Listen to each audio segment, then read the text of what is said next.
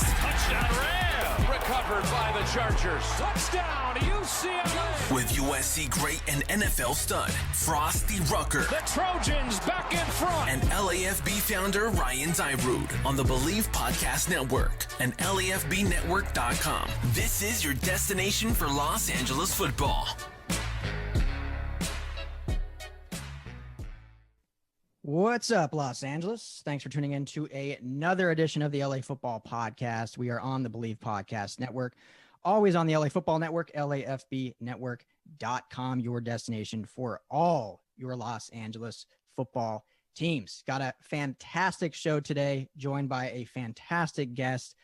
Looking forward to get into that. But first, as always, welcome in my good friend, the two-time national champion at USC, 13-year NFL vet, sitting next to me virtually, Frostee Rucker. What's up, man? How you doing? Good. What's going on, Ryan? Yo, has anyone told you in our emails or whatnot that our intro is just fire?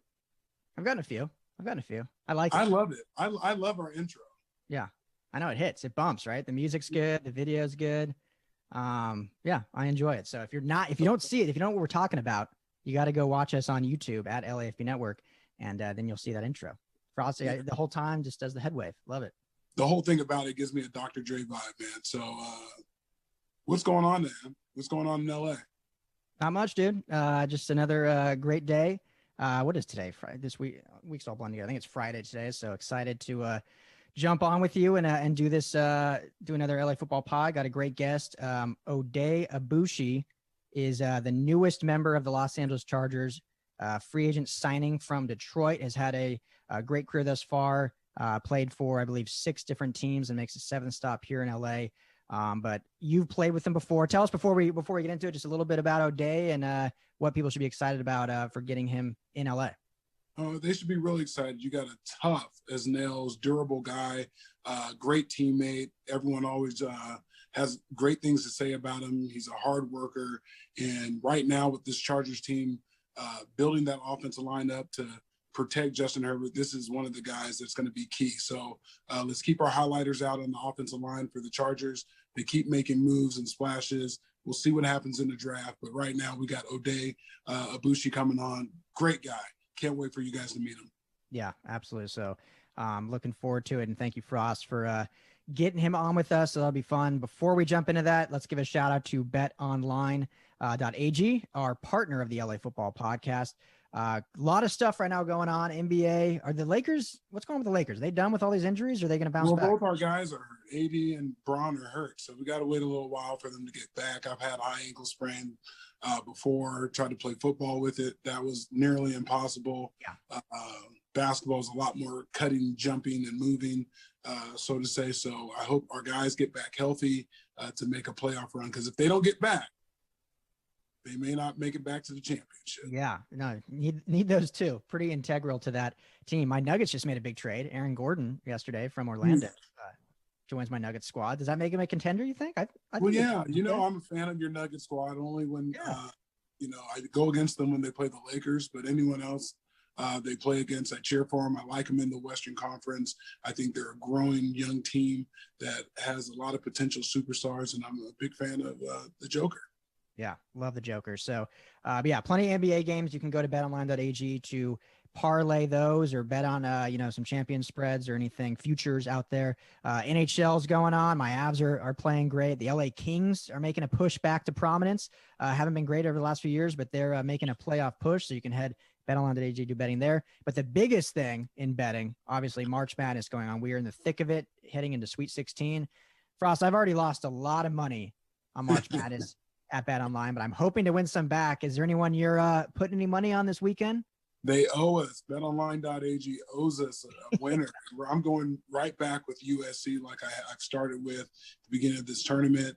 I had them going all the way in one of my brackets, and the other one I got them going to Elite 8. And they may eventually take an L to Gonzaga because they look very strong. But, hey, I'm a Trojan. I'm going for USC, and the money line is usually good, especially after. Yeah. I always do for March Madness. I always do one bracket that's just like a fan bracket, like who I want, just in case they make it. I'm like, okay, I picked them, and then one like that is my actual prediction. So, who was your actual like prediction winner of this March Madness? Gonzaga. I think Gonzaga's going to take it all, but I am a Trojan. So hopefully they get through Oregon and then have a face-off versus a very talented Gonzaga team. Yeah. There was a few years ago when I was after I think I just graduated or I was a senior. Long Beach State made the tournament. And I did one bracket picking them to win it because I'm like, I just have to take them. They have no shot. Of course, they lost in the first round to like New Mexico, but got to take them at least in one. But I took Michigan this year was my team actually. I took them because I knew in our bracket I'd be the only one to pick them. So maybe give me a shot. Yeah, they're giving you a shot so far. I love the coach. I love everything they got going. I was wishing Memphis would be able to get some wins for Penny Hardaway, and that doesn't seem like that has had its fair shake so far. But I love seeing ex-players come back being coaches of alma maters and whatnot, and trying to take them to the promised land. So Michigan has a great story. I believe they will do some damage. I didn't pick the opposing side of the bracket, only the side USC was on. So hopefully Michigan makes a run for it. Yeah, we'll see. Yeah, love me some Juwan Howard. Met him when he played for the Nuggets for a short stint on the Nuggets 17-win season. Horrible, but he was our best player. So he was a super nice guy and super down to earth. So happy to see what he's doing at Michigan. But yeah, go USC, plays Oregon this weekend. UCLA also in the Sweet 16. So things are looking good for LA basketball, but things are looking especially good for LA football, which is the point of this show. And let's go ahead and jump in right now to this phenomenal interview. Oday Aboushi, your newest Charger on the offensive line. Frost, let's jump into it. I don't know about you guys, but I'm ready to dominate 2021. In fact, I feel like I already have. As soon as 2020 ended, I took a good look in the rearview mirror and said, screw you. 2021 for me is all about self-care and love, which means I'm focusing on being happy and feeling relaxed. Mental clarity is the first step to my better life, which is why I've been taking down Sunday Scaries CBD gummy bears like candy. When my mind starts racing or I need to decompress, I simply pop 2 gummies, and in 20 minutes, I'm in max relax mode. And there's no risk to buy. The company offers a 100% lifetime money-back guarantee. If the product's not for you, that's okay. You'll get your money back. Sunday Scaries is the stress-relieving business, not the stress-causing business. And I got you 25% off to prove it. Visit sundayscaries.com. That's sundayscaries.com and use my promo code LAFB for your discount. That's promo code LAFB for 25% off at sundayscaries.com. They're effing amazing, and you won't regret joining their squad. So, Ryan, like I was telling you, we had to get this next guest on. My buddy Oday Aboushi on. He's a new guard that Chargers have gotten free agency. I played with him for a brief stint in Oakland Raiders, played versus this guy. He's a great all-around guy, hard worker, great teammate. And here we go. So welcome, Oday. How you doing, buddy? Good, man. Appreciate the intro, Rucker. How you guys doing? Oh, man, I'm good. Ryan, what's going on? Doing great. Fantastic. Super pumped, Oday, to have you on. It's a pleasure and honor meeting you. So thanks for taking the time. I know it's a busy time, but welcome to LA and congrats on the contract and another stop in the NFL. You've kind of been around the league a lot, but we're happy to have you here in LA. So welcome. And I guess to kick it off, kind of what sparked your interest in the Chargers and choosing to sign here with LA? It was, I saw what they did in free agency, what I'm saying, as far as, putting the pieces together on the offensive line. And, they added some really good additions that, I thought it'd be great to play with. And on top of that, I feel like they got something special brewing here in LA with, with Justin Herbert back there. And, he had a great, rookie year, and I know sky's the limit for him, and seeing the kind of competitor he is, and being that he's so good, so young, I feel like, it's a good opportunity to come in and build something special here. So I thought LA had the good pieces to come together and, go compete at a high level and compete for the ultimate goal, which is to win a championship. Yeah. Did you have some other suitors you were kind of debating between, and what you just said is why you chose LA? Were there some other options out there? Yeah, there are options. I spoke to Kansas City earlier. I spoke, with Detroit was still an option. Seattle was an option. But, I felt like LA, came to the table, with the best all around offer. And I felt like it just personally, outside of the contract, I felt like the situation here was the best for me to continue to play and compete and continue to just grow, with the young buck up front. Oday, at this point in your career, what's the most important thing that you want to get done? What is your message? I want to win. So for me, the older I got in the league, the more that clock starts ticking faster for you. And the more, it goes by fast. Everyone will tell you, when I got into the league as a rookie, I didn't expect it to fly by, but I had all the vets always tell me, hey, it's going to go by. It's going to go by. So, be where your feet are. And at this point in my career, going into year 9, I'm blessed to play this long. I want to win. I want to compete for a championship. I just, at this point, I'm only focused on winning. Everything that I could possibly do to be the best I could be in order for us to just have the best opportunity to win. And if that means me grinding a certain way, if it means me changing things for a certain way or adapting, adjusting, I'm willing to do at this point because, like I said, I'm going into year 9, and at this point, I'm getting to the, thick of my career, and it's the time to win. I haven't really had opportunity to win much of my career in general, but that's one thing I really focus on is getting it done this year. Hey, you're coming out of Brooklyn, New York. We don't hear that a lot. I know on our show we don't, hear about a lot of famous football players coming out of Brooklyn. And at that be alone, being a Palestinian football player, coming at 6'5", you have one heck of a bio. When I look at it on Wikipedia, because that's where I get my most notes, instead of that, I'm going to text you. When I look at Wikipedia, man, there's some pretty interesting things about you. And, as a former teammate and, and the homie, your parents came all the way from, they came from Palestine, and you're the 9th child out of 10. Yep. Who toughens you up? Because I like to say that, we brought you in earlier, and I talked to Ryan about it. I was like, he's a tough football player. Who made you tough? Who toughened you up?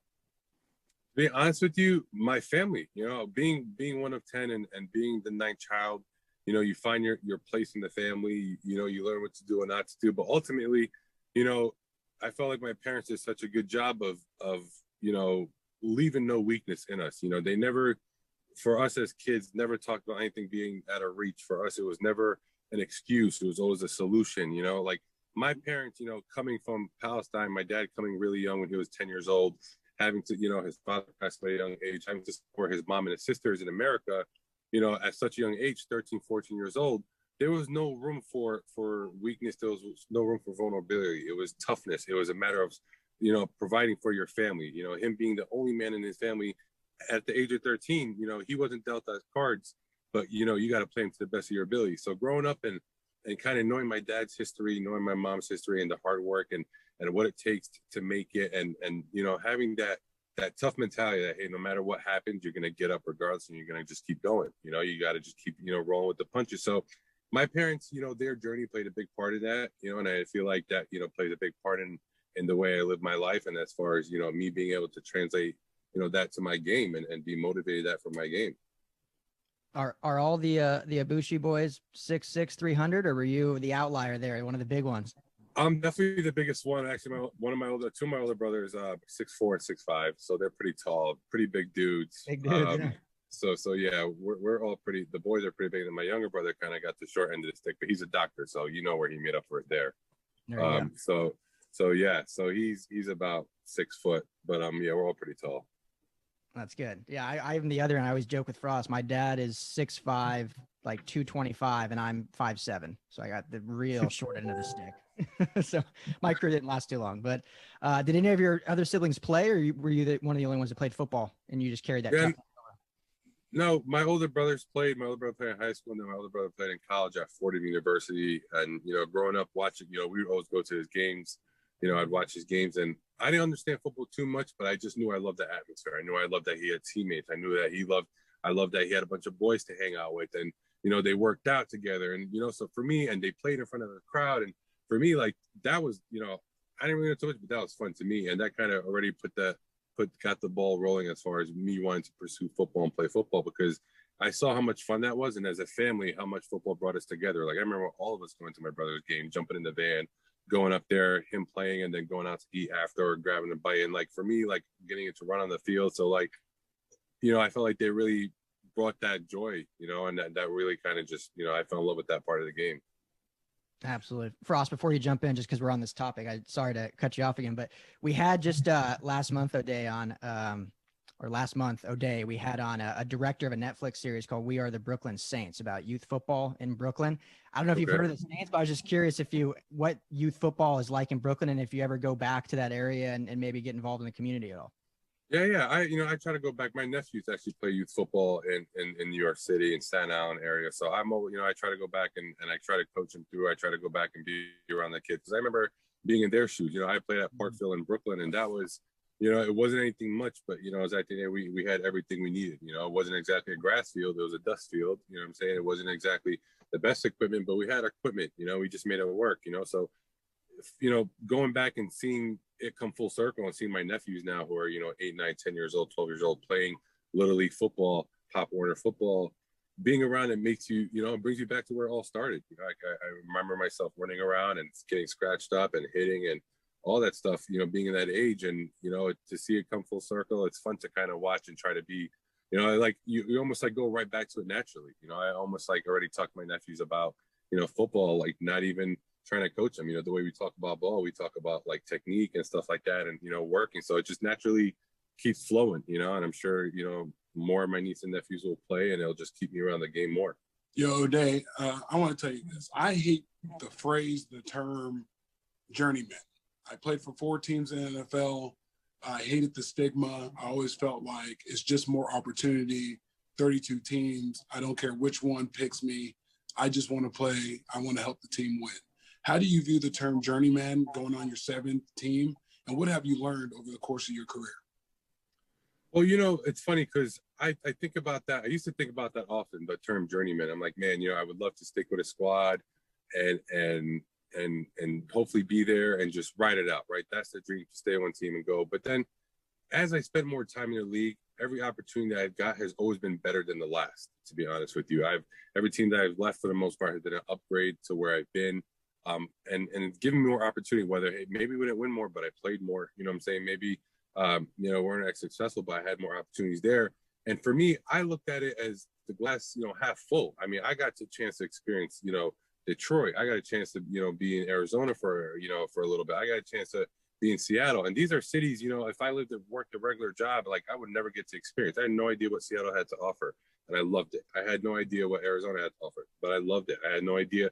What I'm saying? Like, so Houston, I had no idea what the city had to offer, but I loved it, and that for me, I start to change my mentality. It's like, man, I actually got lucky. I got to live and experience all these cities. I talk to people like, yeah, I lived here my whole life. I'm like, yeah, it's great, and that's kind of what I wanted to do. But I got to experience so much culture and I got to experience so much different things and meet so many different people that brought so much useful things to my life that, like, the word journeyman, you could look at it as 2 things. You could look at it as one, as I'm going to just listen to myself and everybody else to what they talk about, or I'm going to talk yourself through the word journeyman and see the blessings and how much you could grow from it. You know what I'm saying? Like the different systems or the different cities and the different people you meet and the way, you start to, realize how you want to live your life and what you like and what you don't like, So for me, being in Houston, I don't like the heat. So I know I'll never live in Houston. At least I know that, but like you get to experience so much by default, and you get to be doing it, playing professional ball. I don't think you get to experience a city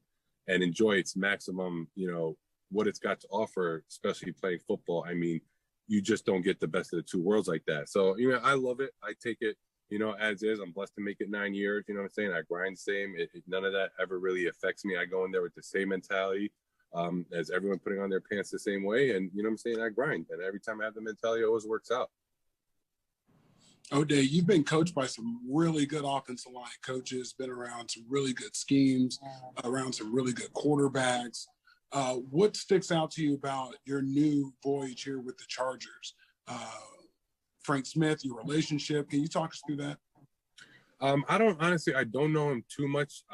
He was with us in Oakland, so I kind of vaguely met him there for a quick, stint there. But other than that, I haven't really met him or got really too much in to know him over the years. But, just based off my last visit with them, we had a great connection right off the bat. A guy's guy, a guy I know, you could come into the building that's going to get work done, but you can have fun doing it. You want to play football. It's a game at the end of the day. You want to have fun doing it. So, for him, I know he likes the, the aggressive play and, as you're getting your job done at a high level and have fun doing it. And for me, that's something what I'm all about. And even the guys I know over the years who've played under him, had nothing but good things to say about him and his energy. So I'm excited to work with him. With the list of your offensive line coaches that you've had, what are some of the ones that really stick out? Is it Tom Cable, the way he coaches his coaching staff? What really makes you go? To be honest with you, Cable was a great coach. You know, I love Cable because he really embraced that old school mentality of O-line play. Like, I'm gonna pancake you, and I'm gonna just try to, like, you know, embarrass you.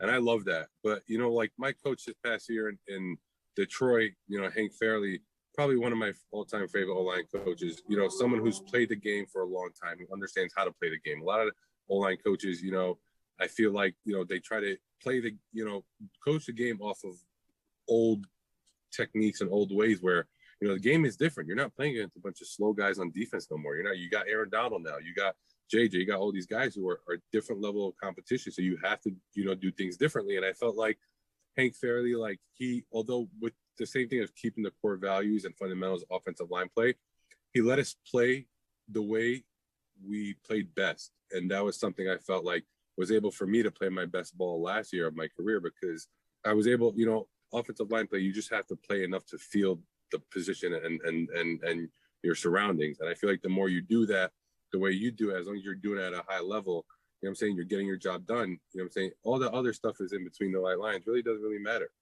And I felt like Hank Fairley really let us, like, you know, do our thing.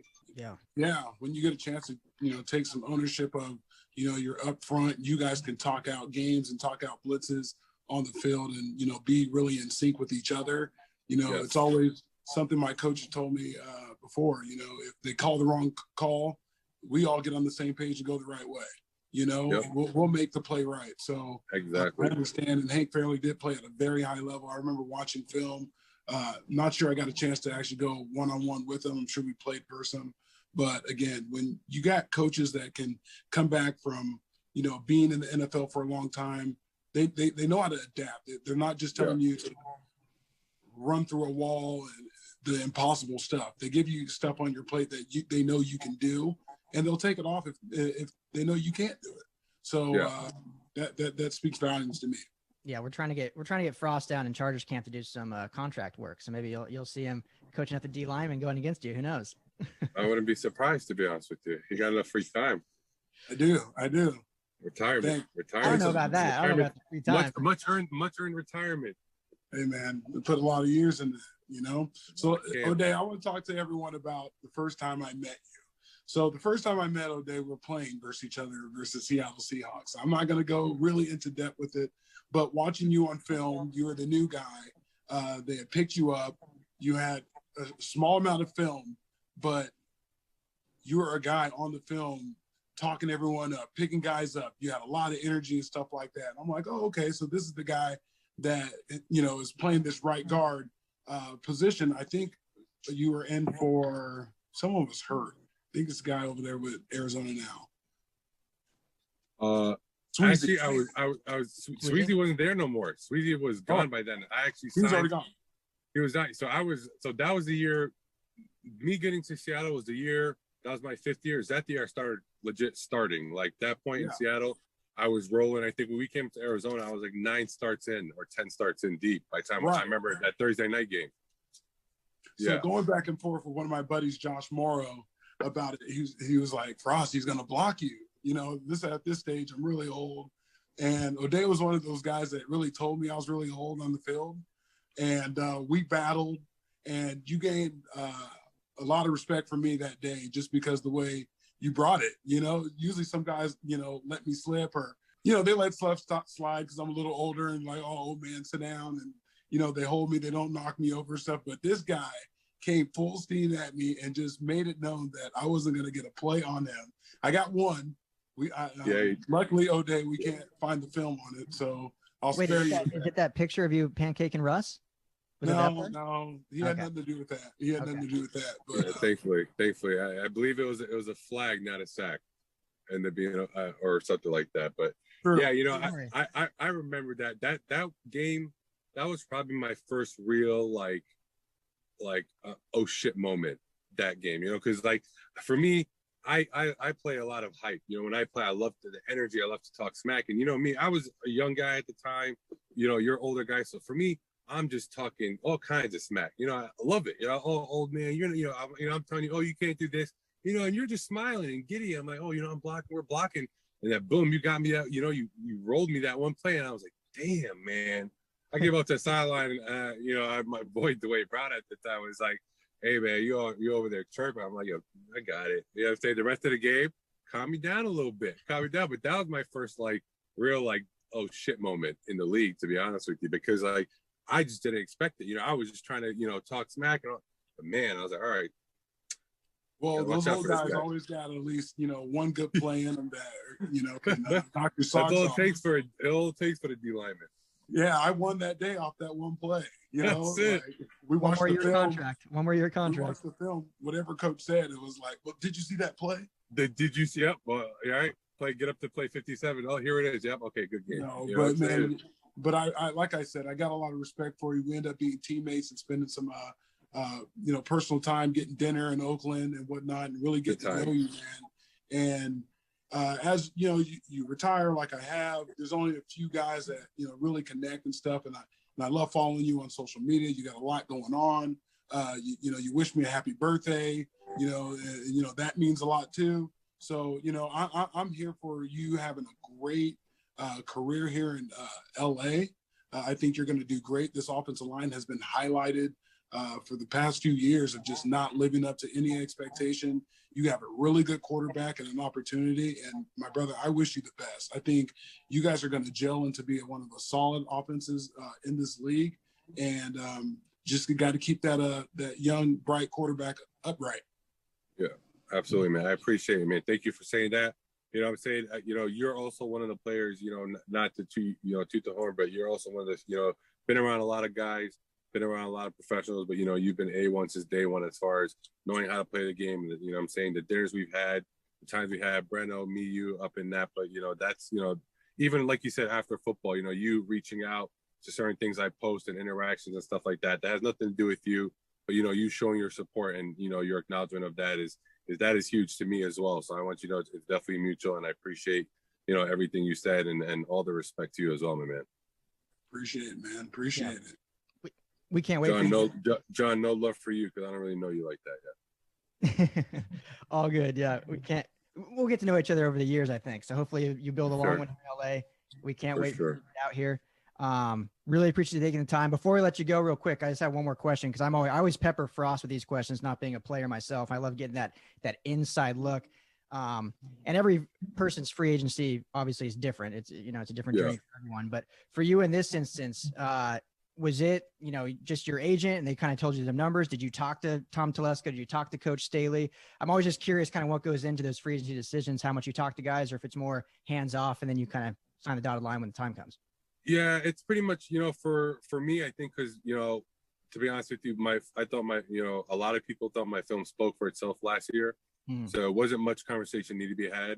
It was more of the numbers things. You know, even when I went on my visit and I signed on dotted line, I mean, it was very mutual and obvious to, you know, how we both felt about the film and where we are at and where we want to be going forward. So, you know, the agent really takes care of that. You know what I'm saying? It really starts with teams reaching out. Whoever's interested, you can't make a team interested. So whoever comes to the table and, you know, the rest handles itself. But, you know, for me, for the most part, free agency, like my best free agency will always be my best year of film, you know, no matter what I say, no matter what I do. So that's what I focus on every year. I don't focus on, you know, whenever free agency starts or ends. I just focus on trying to, you know, put out the best film that year. And then my agent, you know, he has a job to do and he makes his money, you know, doing that. So I leave that to him. So that's kind of how I approach it. Totally. Yeah, it makes total sense. Oday, what would you tell a young guy coming in? I'm sure you guys may have an opportunity to draft someone with that top pick. What are some of the things that you'll tell them to build a foundation for their football career? The first thing I'll tell them, which is the vets told me, Breno told me right off the bat, actually, was build a routine that works. You know what I'm saying? Guys consistently, you know, are inconsistent with their routine. And when you build a routine that works for you, whether it's, hey, listen, after the season, I'm going to take the full month of January off. And then February 15th, I start training again for et cetera, whatever. Or maybe you're a guy, you're banged up. You're like, maybe I need 6 weeks off. So you take a month and a half off. You start training at the end of February. So for the young guys coming in, especially offensive linemen, I wish I would have done this earlier. It's too late because guys are testing for pro day and stuff like that, which is great. But like, as an offensive lineman, you should always be training for your position. There's a very few very few plays you're gonna have to run 40 yards and block somebody. There's very few plays you're gonna have to jump 28 inches. You know what I'm saying? So like, train, especially with the league now, where guys are coming in and playing right away, not really a developmental process. Like, you guys got to, the young bucks have to start training to be ready to play right away, not be ready to jump 24 inches or 3 feet, whatever it is. So just between the routine and training, for your position, is probably the best advice I could give the guys for on the field. Yeah, makes sense. I always find it funny, some of those drills you see of guys doing it will never. Yeah. It's kind of like for us normal people going to school, when you go to take classes, you're like, I'm never going to use, geometry. 3-cone drill. I don't think I've ever ran the 3-cone drill during game. I don't think I can think of an offensive lineman ever doing that. So Yeah. Well, I've seen you moved, switching directions a lot when Russell was back at your quarterback, having to, you never know where he's going to end up. So you're laying blocks 15. When I got to Seattle, they were big on the lateral bags, like lateral movement. I'm like, why? Why are you guys so big on lateral? And then I got to find out. I'm like, yeah, lateral, it's huge. So. Yeah, well, Justin can move too. I don't think he does it as much as Russ. So hopefully you guys will just keep a clean pocket for him. So, Oday, last one for me. I promise, Frost. I always say that. You always say that. One more. There's 5 more. And I know, but this will be my last one. Frost can end it if he wants. I know you're a busy guy. Seriously, it's been an honor for me. So thank you. But you've been in Detroit your last few years. You're now going to be playing between 2 guys that played for the Packers, and Brian Bulaga and Corey Linsley. Obviously, you guys don't play against each other. You're offensive linemen, but is that a weird dynamic considering you guys were rivals, or, now you're both Chargers and past is the past? No, honestly, I think that's probably like a D lineman thing. Offensive linemen don't want to think like that. Offensive linemen, I'm going in there as if, what I'm saying, I'm playing with a bunch of new friends with a bunch of new toys. Like I'm going in there to work. I'm going in to get better with these guys. Obviously, we're all on the same mission. And that's really it. What I'm saying? Everyone at this point, seeing, Corey Lindsey and seeing, Bulaga play and be able to play at a high level and throughout their careers. I'm saying, just at the end of the day, that's what we really look for. That's what I'm looking for. And like I said, LA, the pieces they put together throughout the free agency last couple of years, this year and then, last year, building up this offensive line, is something I want to be a part of, seeing those guys twice here in the division, obviously, them being on a winning team and knowing how to win and what it takes to win and the culture of winning. So I look forward to absorbing, what they got to say and the way they do things, because, at the end of the day, like, those guys have been champions before. They've won conferences, they've won quite a bit in their career. So, especially guys that come from winning teams, I always like to do less talking and more listening. I like to just kind of like, hey, how did he approach this, or how did they do that, or what were they taught over there, and I just, I know Aaron Rodgers had a lot to do with it as well, but, I'm saying it takes, all 11 guys to win a game, all 22 guys. So, at the end of the day, I like to just see people's different, method and just, try to maybe absorb whatever I can to help my game get better. Oh, well, Oday Aboushi, appreciate you, man. This is awesome. We'll definitely have to link up. Frostee will buy you your first drink once you're out here in LA. I got him. He knows I got him. Frostee's the man, the gift that ever always gives. That's right. Love it. So, all right, bro. Appreciate you. Have a great rest of your off season. Enjoy draft season, and welcome to LA. Excited for you to get here. Thank you, guys. I appreciate it, John. Appreciate it. Thanks, Rock. Later, bud. Later, guys. See, Ryan, I told you, he's a class act. The way he goes about his business, very knowledgeable. It's a guy that you want in your locker room right now as they build this offensive line in 2021, this new draft. This is going to be the foundation for the next decade for this quarterback. So I hope everyone stays healthy this year for the Chargers. I hope they prosper in many ways. And I just can't wait they get to training camp. Yeah, no, it was a great signing. He had a great year last year at Detroit. I mean, he's had a good career. He's just been building throughout his career, and then it culminated last year to probably his best year he's had so far. I was going to ask him something about Matt Stafford, who's now in LA too, but we ran out of time there. So, but yeah, thanks for getting him on. Awesome guy, and just excited for him to get to work with Herbert and the guys. Should be fun. Yeah, man. I mean, this is one of the most highlighted offensive lines in the whole league this year, knowing they have Justin Herbert coming off a Rookie of the Year campaign. All eyes on them. And if they gel together, and these guys that played for the Packers and went and bring that winning way, and that winning attitude is infectious in the locker room. Being around people that can cut out all the BS and get the rookies in line and and teach everyone how to work and how to go about their work. It means a lot. That's what real leadership is, and I think they got something strong there, and definitely they're building something special. And I'm excited for the Chargers. Yeah, I keep seeing these national analysts who obviously don't watch Chargers football, and they're giving the Chargers like a D grade for free agency. I don't get it. 3 starting offensive linemen, re-signing Mike Davis. I think they've had a great free agency so far. Yeah, they definitely identified their issues that they needed. Yeah. They did that by getting brand new coaching staff. Let's start with there. And then they're building what they need. They know they got good quarterback. They know they got Bosa. There's some holes. They're getting Derwin James back. Re-signing Mike Davis. I mean, that stuff goes a long way. You got your core there, and now it's time to move forward. And I think they do in a major way.